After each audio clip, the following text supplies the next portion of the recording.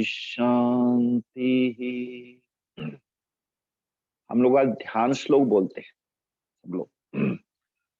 ओम पार्थाय प्रतिबोधितां भगवता नारायणेन स्वयं व्यासेन ग्रथितां पुराणमुनिना मध्ये महाभारतम् अद्वैतामृतवर्षिणीं भगवतीम् अष्टादशाध्यायिनी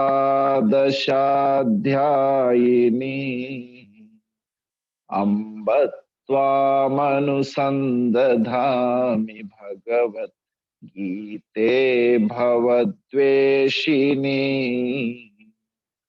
नमोऽस्तु ते व्यास विशाल बुद्धे फुल्लारविन्दायतपत्र नेत्र येन त्वया भारत तैलपूर्णः प्रज्वालितो ज्ञानमय प्रदीपः प्रपन्न पारिजाताय स्तोत्रवेत्रैकपाणये ज्ञानमुद्राय कृष्णाय गीतामृतदुहे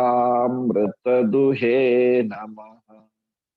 वसुदेवसुतं देवं कंसचाणूरमर्दनम् देवकी परमानन्दं कृष्णं वन्दे जगद्गुरुम्। भीष्मद्रोणतटा जयद्रथजला गान्धारनीलोत्पला शल्यग्राहवती कृपेण वहनी कर्णेन वेलाकुला अश्वत्थामविकर्णघोरमकरा धनावर्तिनी सोत्तीर्णा खलु पाण्डवैरननदी कैवर्तककेशवः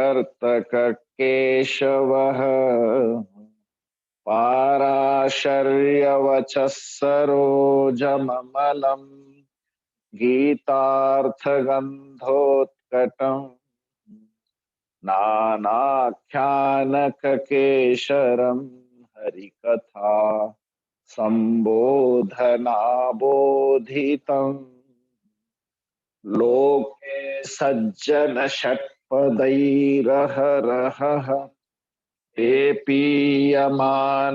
मुदा भूयाद् पंकजं कलिमल प्रध्वंसिनः श्रेयसे मूकं करोति वाचालं पंगुं लंघयते गिरिं यत्कृपातमहं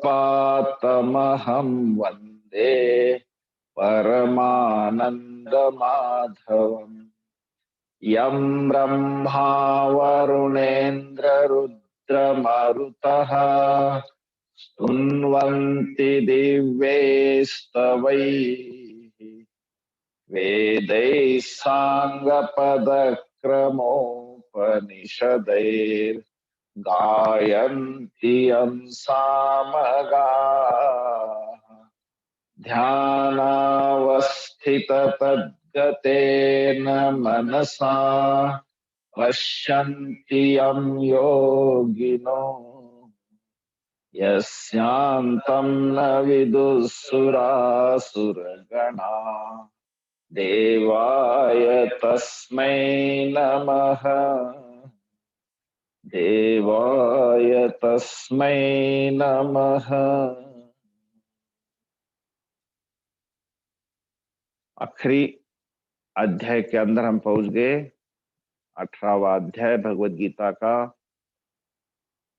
17वें अध्याय के आखिरी में कहा था कि यज्ञ, दान, तपः, श्रद्धा के साथ, अश्रद्धया और श्रद्धावान।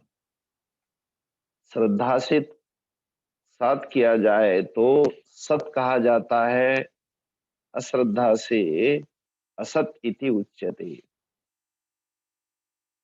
अब यहाँ 18वें अध्याय की जो शुरुआत है, अर्जुन कुछ अपने संशय प्रश्न के साथ प्रारंभ करता है और इस अध्याय के अंदर भगवान जितने सारे अभी तक अध्यायों में जो विषय जिसका विचार किया गया, उसी का ही सारांश इस अंतिम अध्याय के अंदर समझाएंगे। भाष्यकार ऋषि का प्रारंभ करते हुए कहते, सर्वस्य एव गीता शास्त्रस्य, सारे गीता शास्त्र का अर्थ अस्मिन् अध्याये उपसंहृत्य, इस अध्याय के अंदर उसका उपसंहार करते हुए, और सर्वः च वेदार्थ वक्तव्यः इति एवं अर्थः अयम् अध्याय आरभ्यते। वेदों का अर्थ, वेदों के अंदर जो कहा गया, और इस भगवत गीता के पूर्व अध्याय में जो कहा गया, उन दोनों का भी इस अध्याय के अंदर वक्तव्य कहा जाता है। सर्वेषु ही अतीतेषु अध्यायेषु उक्तः अर्थः अस्मिन् अध्याये अवगम्यते। अभी तक जिन अध्यायों में जो विचार किया गया, जिन विषयों के ऊपर, उसी को अस्मिन् अध्याय, इस अध्याय के अंदर आपको प्राय करके मिलेगा। अवगम्यते। अर्जुनः तु संन्यास त्याग शब्दयोः एव विशेषम बुभुत्सुः, और एक निमित्त प्रश्न का लगा करके अर्जुन यहाँ पे प्रश्न पूछता है, और प्रश्न वो है कि संन्यासः त्याग शब्दयोः, संन्यास त्याग शब्दार्थयोः विशेषम बुभुत्सुः ज्ञातुम इच्छुः जिज्ञासु अर्जुन। एक संन्यास शब्द है और दूसरा है त्याग। इन दोनों शब्द का, उसका दोनों का अर्थ फर्क है या दोनों का एक ही अर्थ है, इसके बारे में अर्जुन शुरू में ही पहले श्लोक के अंदर उसका प्रश्न है, और इसी प्रश्न को यहाँ पे अर्जुन अपने मुंह से भगवान को पूछते हैं। ओम श्री परमात्मने नमः। श्री परमात्मने नमः। अथाष्टादशोऽध्यायः।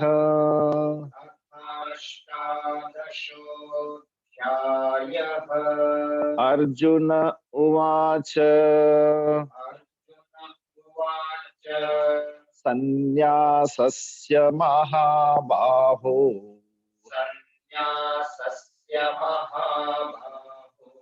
तत्त्वमिच्छामि वेदितुम्, त्यागस्य च ऋषिकेश,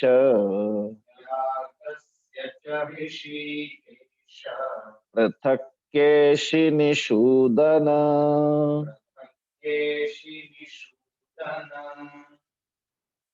अर्जुन उवाच। अर्जुन कह रहे हैं, तीन संबोधन देते हुए भगवान कृष्ण को, हे महाबाहो, लंबी भुजाएं वाले भगवान कृष्ण को कहते हैं, हे महाबाहो।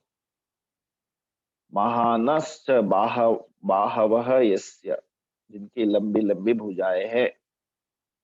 दूसरा संबोधन है, हे ऋषिकेश, ऋषि का इंद्रिया, ईशः स्वामी, जो इंद्रियों के स्वामी हैं। हे भगवान, सबके अंतर्यामी हैं आप, इसलिए ऋषिकेश। और तीसरा संबोधन है केशि निषूदन। निषूदन का अर्थ होता है मिटाने वाले, नाश करने वाले। इसका केशि, केशि नामक, केशि नामा हयच्छद्मा असुरः। केशि नाम का एक घोड़ों का रूप धारण करके जो केशि नामक असुर को जिन्होंने मारा था, इसलिए उनका नाम है यहाँ पे संबोधन किया केशि निषूदन। ये अर्जुन के द्वारा संबोधन दैत्य को मिटाने वाले, केशि नामक दैत्य को मिटाने वाले, इंद्रियों के स्वामी ऋषिकेशः, और जिनकी भुजाएं लंबे हैं, ऐसे लंबी भुजाएं वाले महाभाव। ऐसे तीन संबोधन यहाँ इस श्लोक के अंदर भगवान के लिए अर्जुन के द्वारा किए गए। तो कहते हैं भगवान, मैं तत्वम वेदितुम इच्छामि, तत्व को जानना चाहता हूं। तत्वम तस्य भावः, तत्वम याथात्म्यम। इसका तत्व जो है संन्यास शब्द के अर्थ का और त्याग शब्द के अर्थ। तत्वम वेदितुम इच्छामि कस्य, संन्यासस्य च त्यागस्य। संन्यास शब्द का और त्याग शब्द का जो तत्व है, इन दोनों का यथार्थ जो स्वरूप अलग अलग विभाग पूर्वक जानना चाहता हूं। पृथक वेदितुम इच्छामि का दोनों का। क्यों? संन्यास का अर्थ ये कि त्याग, त्यागस्य। तो अगर संन्यास का अर्थ ही त्याग है तो दोनों का अर्थ एक ही है या अलग अलग है, ये मैं आपसे जानना चाहता हूं। पृथक इतर इतर विभागतः, दोनों का अलग अलग विभाग पूर्वक जानना चाहता हूं। तो इसलिए हे भगवान, वेदितुम इच्छामि, मैं जानना चाहता हूं। पहले अध्याय में इनका जगह जगह निर्देश किया गया है ना, संन्यास, त्याग, और खास करके 5वें अध्याय में, 6ठे अध्याय में तो कई जगह पे संन्यासस्तु महाबाहो दुखम आपतुम अयोगतः, वहां पर भी कहा गया है कि संन्यास जो है दुख का कारण बनता है अगर अयोग्यता है, योग्यता नहीं है। तो ऐसे कई बार संन्यास का अर्थ जो है बताया और संन्यास शब्द प्रयोग हुआ। उस संन्यास शब्द प्रयोग किया गया है तो उसका अर्थ और त्याग का अर्थ अलग है या एक ही है, ये मैं जानना चाहता हूं। पृथक केशिनी शूदन ऋषिकेश महाबाहो। तो इस प्रकार से अर्जुन का एकदम क्लियर स्पष्ट जो है प्रश्न है, हे महाबाहो, इन दोनों शब्द का जो जो अर्थ है, इस अर्थ का जो तत्व है यथार्थ रूप से मैं विभाग पूर्वक जानना चाहता हूं। इस प्रश्न के बाद भगवान फिर प्रश्न के उत्तर को यहां से प्रारंभ करते हैं दूसरे श्लोक से।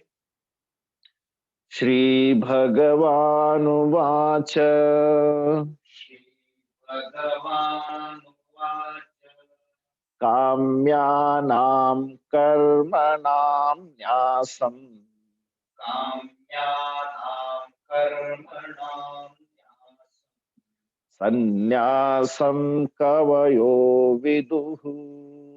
सन्न्यासं कवयो विदुः। सर्वकर्मफलत्यागम् सर्वकर्मफलत्यागं प्राहुस्त्यागं विचक्षणाः। प्राहुस्त्यागं विचक्षणाः।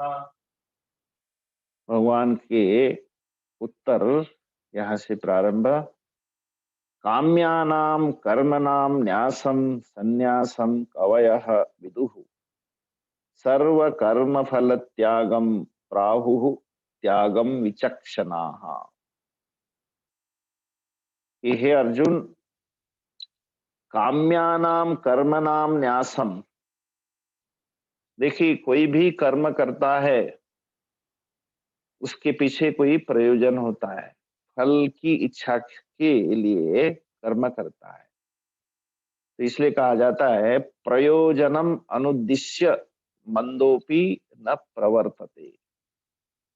कोई मंद व्यक्ति है, डल है, हाँ, तो पागल भी है तो भी उसको कुछ ना कुछ तो उसका उद्देश्य होता है, कुछ ना कुछ कर्म करता है। फलम उद्देश्य मंद अपि न प्रवर्तते। कर्म का उद्देश्य, फल के उद्देश्य के बिना कोई भी कर्म नहीं करता, मतलब अवश्य वो कर्म का फल चाहता है। तो ये सामान्य स्वभाव है। गाय अगर कहीं जंगल में घूमती है तो उसको भूख को मिटाने के लिए, पानी के प्यास बुझाने के लिए हर एक प्राणी अपना अपना कर्म करता है। उनको जो नित्य उनका जो कर्म है उस कर्म को करते इसलिए कि उनकी जो रिक्वायरमेंट है, जो इच्छा है, उसकी पूर्ति। तो इस प्रकार से जब हर एक मनुष्य अपने उद्देश्य को पूरा करने के लिए कर्म करता है, तो फिर अब कौन से कर्म का त्याग करना है और कौन से कर्म को अपनाना है, इस प्रकार से यहाँ पे बहुत सुंदर समझाते अर्जुन के लिए भगवान की। जो व्यक्ति सारे अपने जो रोज के कर्म है वो न त्याग करते हुए क्या कौन सा त्याग करता है, कर्म नाम, काम्यानाम कर्म नाम। वेदों के अंदर कई प्रकार के कर्म बताए, जिसके अंदर आप देखेंगे पूर्व कांड में, जो पूर्व कांड और उत्तर कांड कहा जाता है, उसी को एक ज्ञान कांड और एक कर्म कांड कहा जाता है। तो कर्म कांड इसलिए कि कर्म करते करते करते आप जो है, अगर आप उसी कर्म को निष्काम भाव से करते हैं तो आपके अंतकरण शुद्धि के लिए वो कारण बनते हैं। अगर आप अपने कामनाओं को पूर्ण करने के लिए करते हैं तो वो काम्य कर्म कहलाते हैं। और उस काम्य कर्म से फल की प्राप्ति, और फल से भी आप उसका भोग, और फिर उसका उपभोग के बाद फिर दूसरी इच्छा, कामना, फिर उस प्रकार के कर्म। तो इस प्रकार से जो कर्म कांड के अंदर बताया गया है कि आप कर्म करते रहो और फल की प्राप्ति होती रहेगी और उसका उपभोग करते रहो। ये जो है ये कर्म कांड बताता है। तो इसलिए उस कर्म कांड के अंदर बताया गया कि जो काम्य कर्म है, जैसे जो आप कर्म करते हैं किसके लिए, काम्य कर्म, जैसे यज्ञ, कामेष्टि यज्ञ अथवा पुत्र कामेष्टि यज्ञ। वेद के अंदर बहुत बड़े बड़े यज्ञ का विधान है। आपको स्वर्ग की प्राप्ति, आपको पुत्र की प्राप्ति, एवं जितने सारे लौकिक साधन है उसकी प्राप्ति के लिए आप वेद के माध्यम से आप कर्म कर सकते हैं और उससे आपको आपके जो इच्छित फल की प्राप्ति हो सकती है। इसलिए काम्य कर्मों के अंदर बहुत सारे कर्म हैं। उत्कृष्ट है ना, इवन वर्षा अगर नहीं होती, बारिश नहीं आती, तो उसके लिए भी कर्म किए जाते, जिससे कि इंद्र देवता प्रसन्न होकर के बारिश कराते। और इसके अलावा कहते आपको कोई शत्रु अगर परेशान कर रहा है तो शत्रु को विजय, उसके ऊपर विजय करने के लिए और इवन शत्रु का नाश करने के लिए भी शत्रु मारन अनुष्ठान आदि, ऐसे फल के प्राप्ति के लिए बहुत सारे ऐसे वेद के अंदर अनेकों कर्म का विधान है और उन कर्म को कहा जाता है काम्य कर्म। और ऐसे काम्य कर्म जो है, इन कर्मों से ये जो व्यक्ति अपने आप को जो संन्यास लेता है, उनको इन कर्मों से कोई लेना देना नहीं। तो इसलिए कहा भगवान ने, काम्यानाम कर्मणाम न्यासम, कि विदुः कवयः, कवि लोग कहते हैं, किम संन्यासम न्यासम। तो जो संन्यास है, इन काम्य कर्मों का त्याग ही संन्यास कहा गया है। सर्व कर्म फल त्याग। तो अब सारे काम्य कर्म का त्याग, और बाकी जो काम्य कर्म नहीं है, जो नित्य कर्म है और नैमित्तिक कर्म है, उन कर्मों को तो आप बिल्कुल करते रहे, और उनका जो फल है, उस फल को हम भगवान को अर्पित करते रहे, है ना। और किसके लिए फिर? अपने अंतःकरण शुद्धि के लिए। इसलिए कहा दूसरे पंक्ति में, सर्व कर्म फल त्यागम।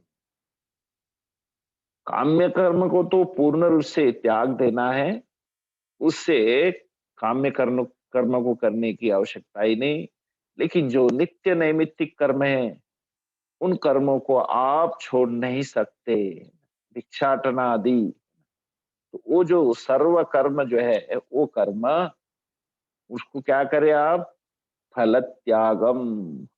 उन कर्मों को करते हुए आपको कर्म करते रहे और उनके फल का त्याग करते रहे। तो इसी प्रकार से सर्व कर्म फल त्यागम, सर्व कर्म त्यागम इति न, सर्व कर्म फल त्यागम।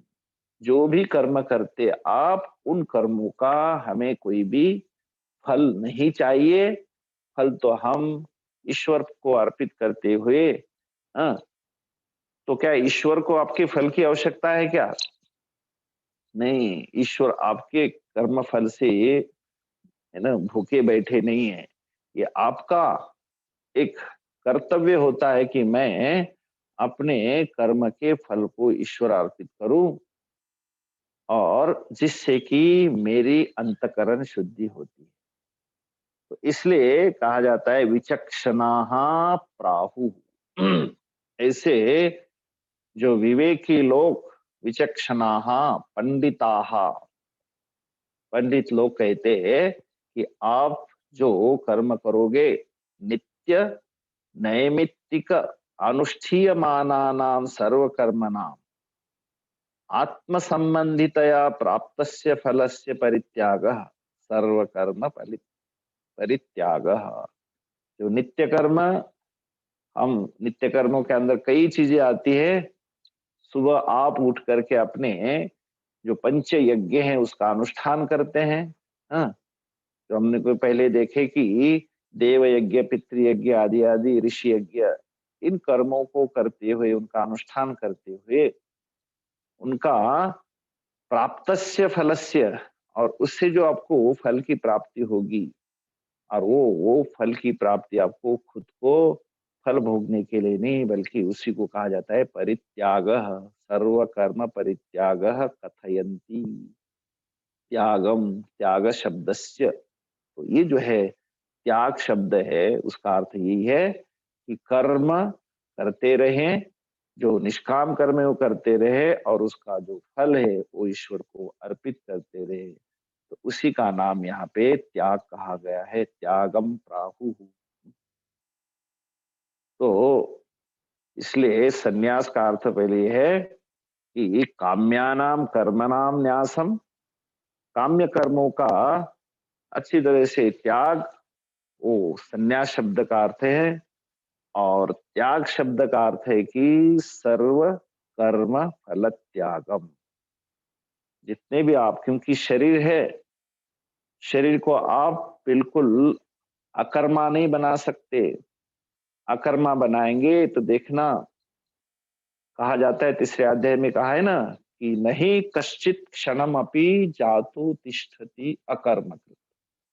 कोई भी व्यक्ति अपने स्वभाव से ही बिना कुछ किए रह नहीं सकता।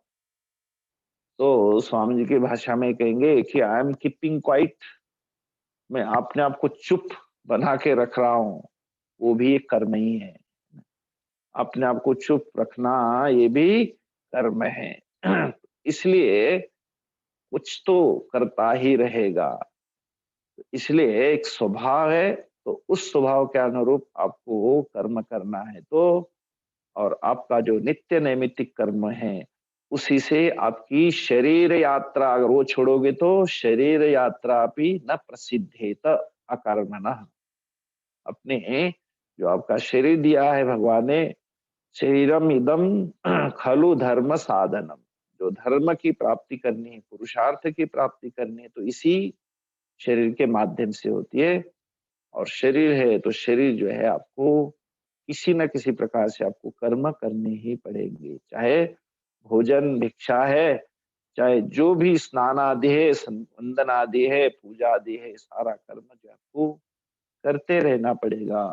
और वो कर्म करते रहेंगे तो आपको अपने आप ही एक अंतकरण की शुद्धि होती रहेगी।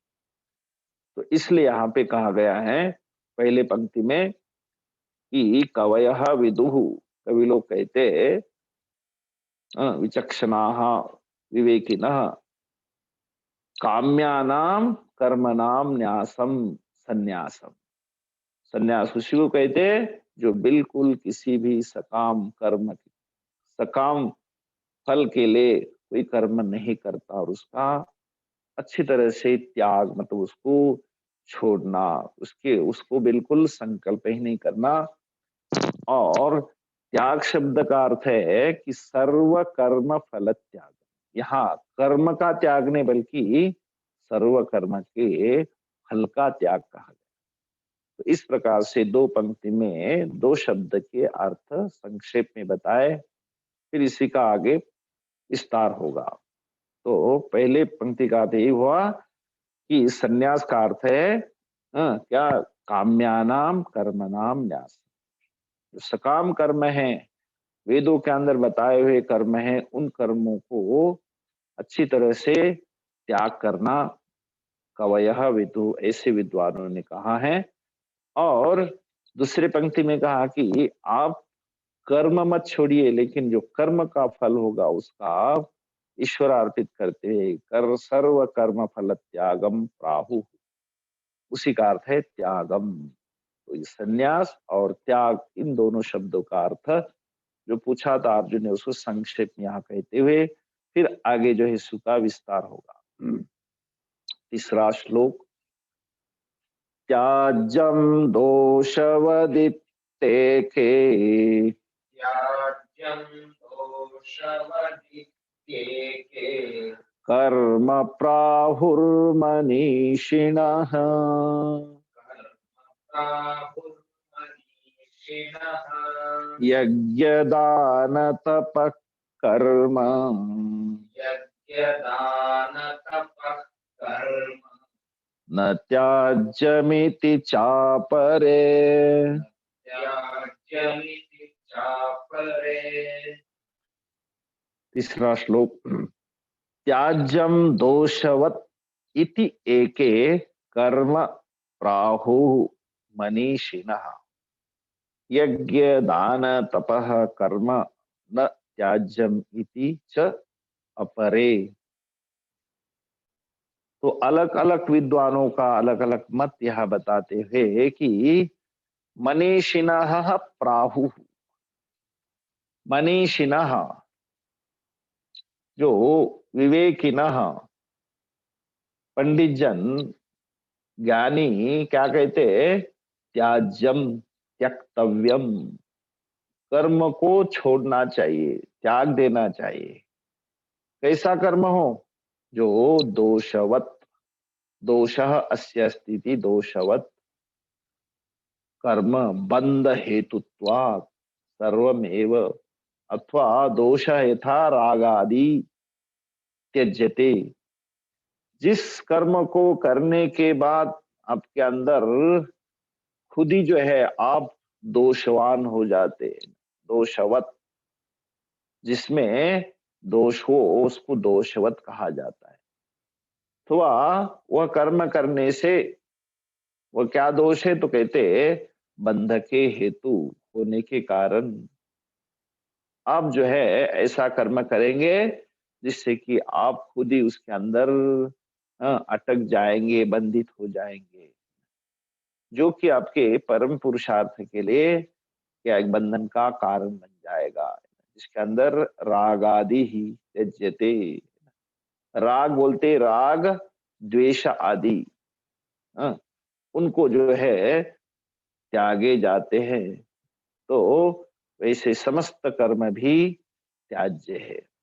जैसे राग और द्वेष आदि युक्त कर्म जो है त्यागे जाते हैं, राग द्वेष को त्यागा जाता है, क्योंकि राग द्वेष रहते रहेंगे तो हम अपना साधक का जीवन जी नहीं पाएंगे, तो उसी का चिंतन होता रहेगा।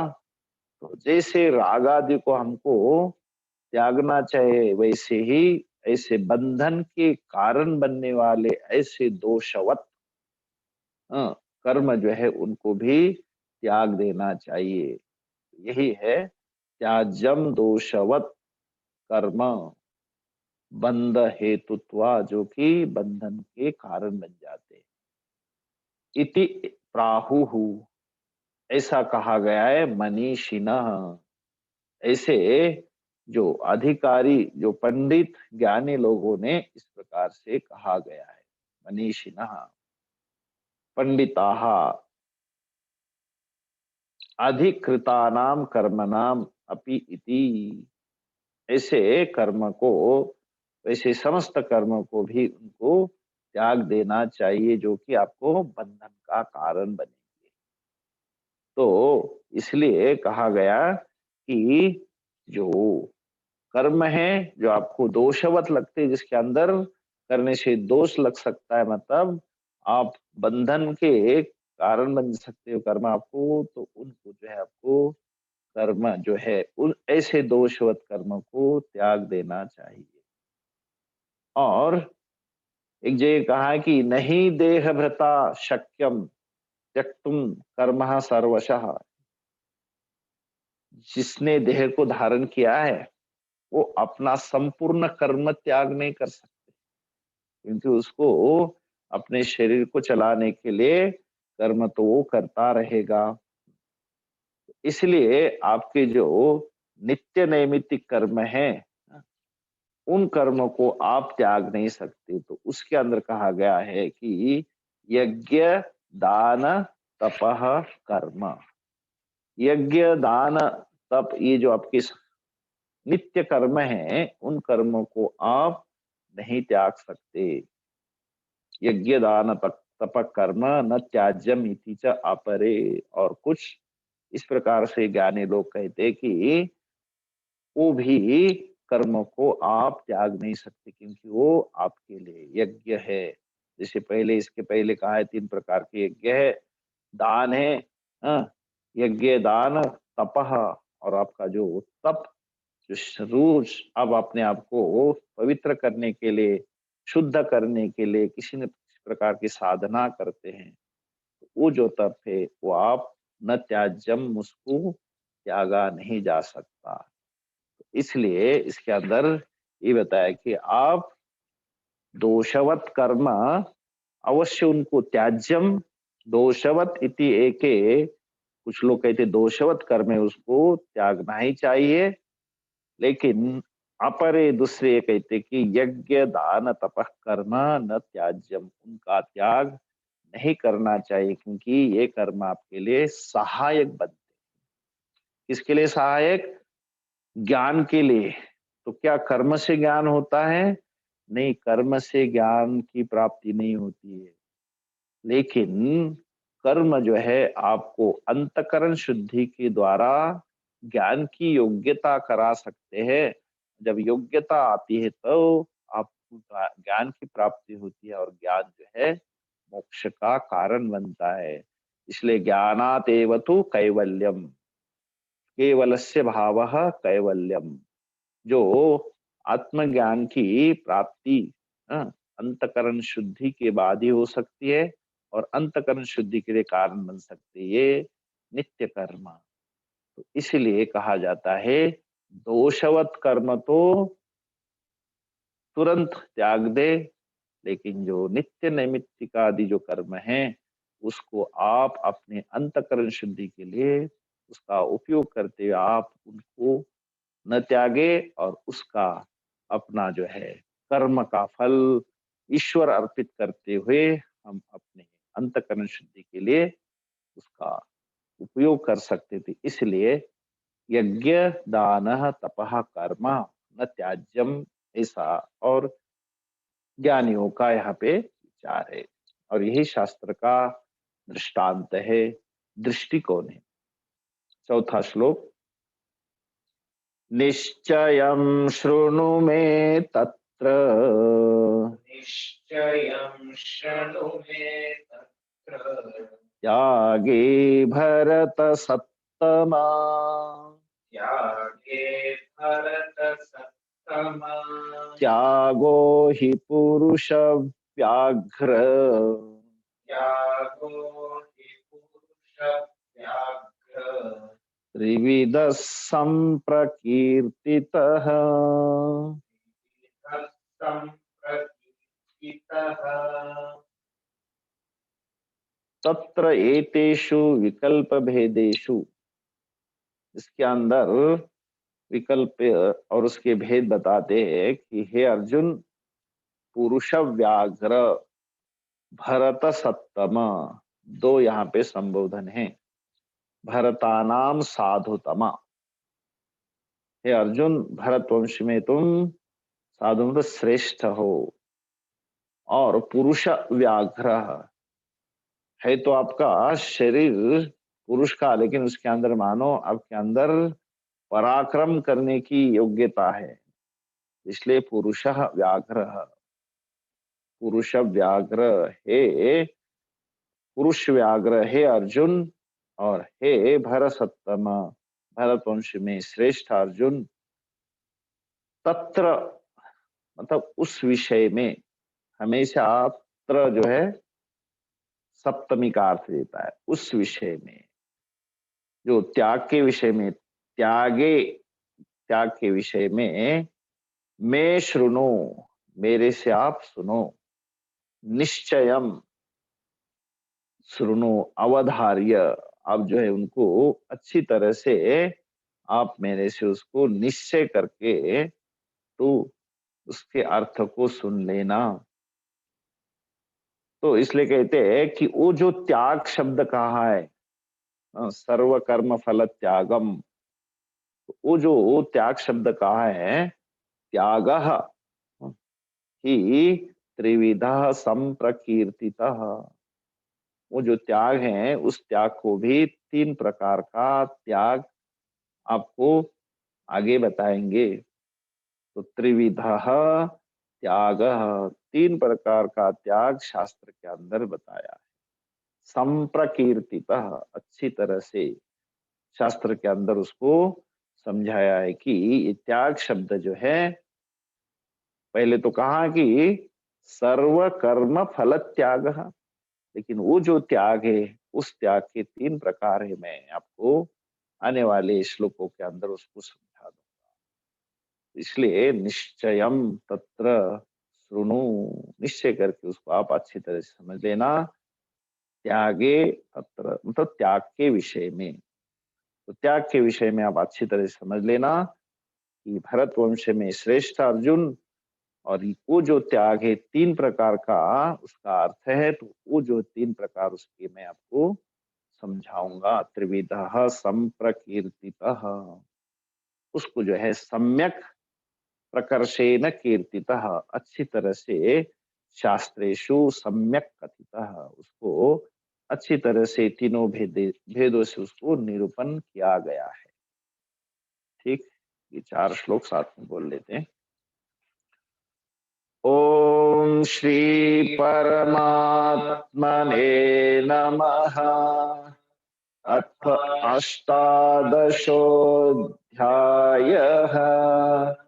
अर्जुन उवाच सन्न्यासस्य महाबाहो त्वमिच्छामि वेदितुम् त्यागस्य च ऋषिकेश पृथक् केशिनिषूदन श्रीभगवानुवाच काम्यानां कर्मणां न्यासम् सन्न्यासं कवयो विदुः सर्वकर्मफलत्यागम् प्राहुस्त्यागं विचक्षणाः त्याज्यं दोषवदित्तेके कर्म प्राहुर्मनीषिणः यज्ञदानतपः कर्म न त्याज्यमिति चापरे निश्चयं शृणु मे तत्र त्यागे भरतसत्तमा त्यागो हि पुरुषव्याघ्र त्रिविधः सम्प्रकीर्तितः ॐ पूर्णमदः पूर्णमिदं पूर्णात् पूर्णमुदच्यते पूर्णस्य पूर्णमादाय पूर्णमेवावशिष्यते ॐ शान्ति शान्ति शान्तिः हरिः ॐ श्री गुरुभ्यो नमः हरिः ॐ।